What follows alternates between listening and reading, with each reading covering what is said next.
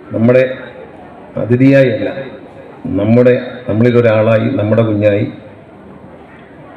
ഇന്ത്യയിലെ ഏറ്റവും അഭിമാനകരമായ ഇന്ത്യൻ സിവിൽ സർവീസിൽ 47ാമത് റാങ്ക് വാങ്ങി, കേരളത്തിൽ തന്നെ 2ാമത് റാങ്ക് വാങ്ങി, നമുക്ക് നാടിനും സ്കൂളിനും നാട്ടുകാർക്കും എല്ലാം അഭിമാനമായി മാതൃകയായി മാറിയ കുമാരി നന്ദന GP. പ്രിയമുള്ളവരെ, നമ്മളിതൊരു ഉദ്ഘാടന സമ്മേളനമല്ല, ഇതൊരു അനുമോദന സമ്മേളനമാണ്. ഞാൻ അനുമോദിക്കാനാണ് ഈ അവസരം ഉപയോഗിക്കുന്നത്.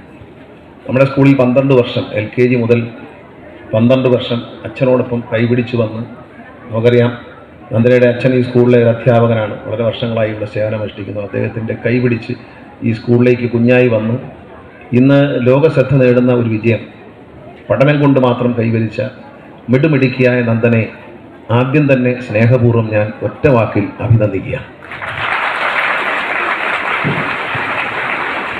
പണ്ടൊക്കെ IAS പരീക്ഷ കിട്ടണമെങ്കിൽ കുറച്ച് ജനറൽ നോളജ് അറിഞ്ഞാൽ മതിയായിരുന്നു. ഇപ്പം അങ്ങനെയല്ല.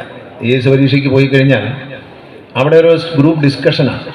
ഒരു സബ്ജക്റ്റ്, നമുക്കറിയാവുന്ന ഒരു സബ്ജക്റ്റിനെ പറ്റി ഒരു ചോദ്യം ചോദിച്ചു കഴിഞ്ഞാൽ അവർ ചോദിക്കുന്ന ഒരു വിഷയം, ഇപ്പോൾ ഉദാഹരണത്തിന് ഞാൻ പറയാം, ഇപ്പോൾ ഇസ്രായേലും ഇറാഖും തമ്മിൽ വാർ നടക്കുന്നു, റഷ്യയും ഉക്രൈനും തമ്മിൽ വാർ നടക്കുന്നു. ഇതിനെക്കുറിച്ച് നിങ്ങളുടെ കാഴ്ചപ്പാട് എന്താണെന്നാണ് ചോദിക്കുന്നത്. അല്ലാതെ നമ്മൾ പഠിച്ചുകൊണ്ട് പോകുന്ന കാര്യമല്ല ചോദിക്കുന്നത്, അല്ലേ?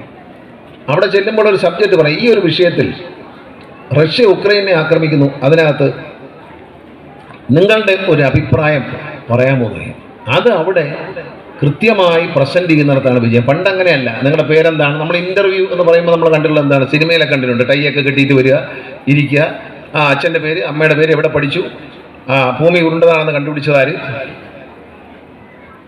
പിന്നെ സൂക്ഷ്മദർശിനി കണ്ടുപിടിച്ചതാര് എന്നുള്ള അങ്ങനെയുള്ള ചോദ്യങ്ങളൊന്നും അല്ല. ഒരു സബ്ജക്റ്റ് കൊടുക്കുകയാണ്.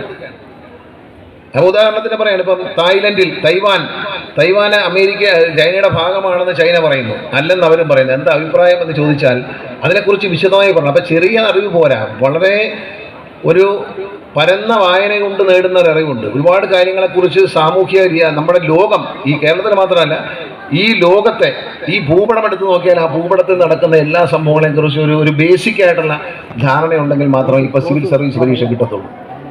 അപ്പം അങ്ങനെ നമ്മുടെ ഒരു മിടുക്കിയായ കുട്ടി അതെല്ലാം മനസ്സിലാക്കി വെച്ചുകൊണ്ട് സിവിൽ സർവീസ് പരീക്ഷയിൽ ഇന്ത്യയിൽ 47ാമത്തെ റാങ്ക് എന്ന് പറഞ്ഞാൽ ചെറിയ കാര്യമല്ല. കുഞ്ഞുങ്ങൾ നനയുന്നെങ്കിൽ സൈഡിലോട്ട് മാറി നിന്നാലും മതി.